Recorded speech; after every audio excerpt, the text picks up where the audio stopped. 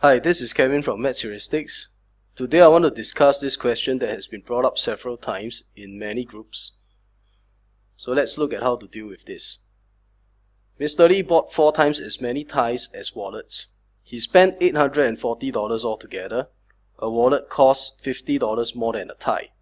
The total cost of the ties was $184 more than the total cost of the wallets. How many wallets did he buy? Let's identify what we have first. He bought 4 times as many ties as wallets. So this refers to the number of items that were bought. He spent $840 altogether. This refers to the total value. A wallet costs $50 more than a tie. So this refers to the difference in the value of each item. The total cost of the ties was $184 more than the total cost of the wallets. So this refers to the difference in the total value. Now the first thing you want to do whenever you encounter a problem like this is to simplify it. To do that, let's connect these two statements on the total value and work it out. Okay, so the first thing, simplify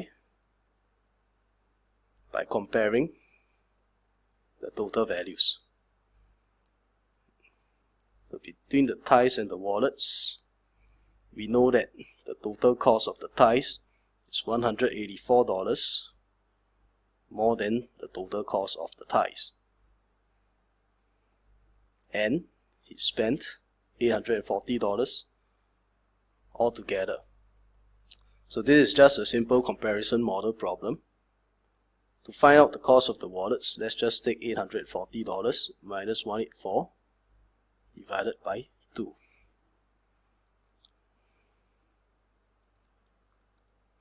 So that will give you 328. So the total cost of the wallet is 328. The total cost of the ties must be 328 plus 184. So that will give you 512. So once we got the total values, we can proceed to draw out the number times value equals to total value table and compare between the ties and the wallets.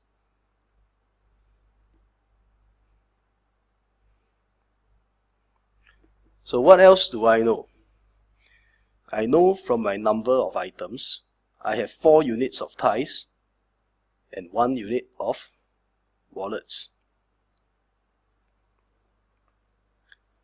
The total value has been found earlier, so I can just plug that in. Total value of the ties is 512, total value of the wallets is 328.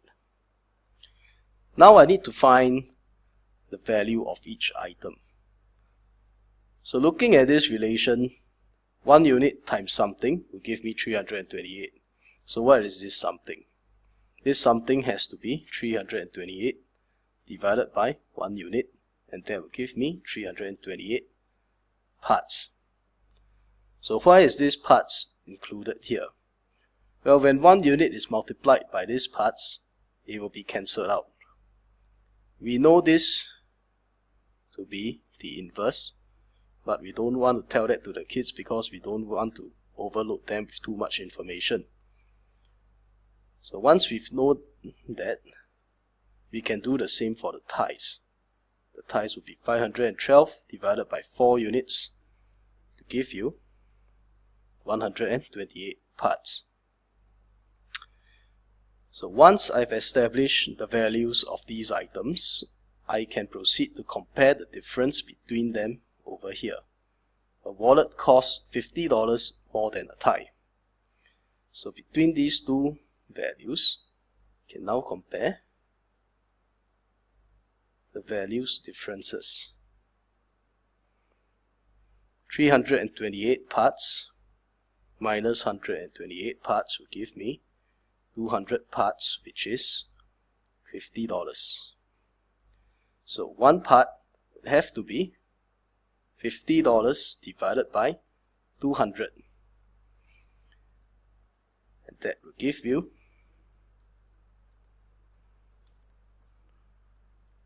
1/4. Now it's better to leave it in fraction. And how many wallets did he buy? So in order to find this out, I'll need to know the price of one wallet.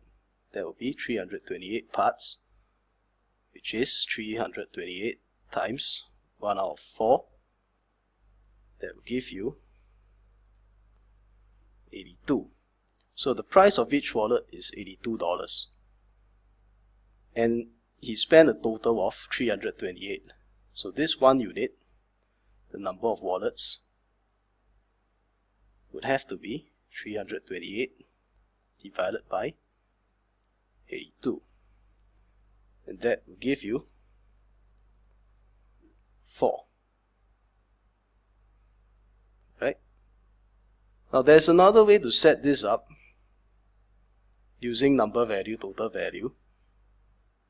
But I will not go through it entirely. I'll just show you some of the things that can happen. Now the other way to do it is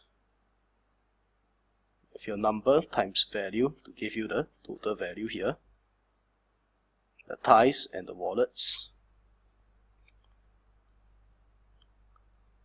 Then we know that this is 4U, this is 1U, this is 512, and this is 328.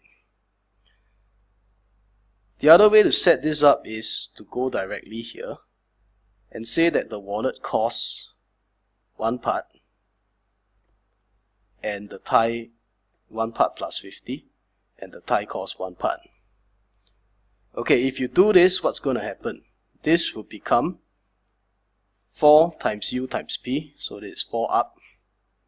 This will be 1U times 1P, 1 up, plus 1U times 50. So that's 50 units.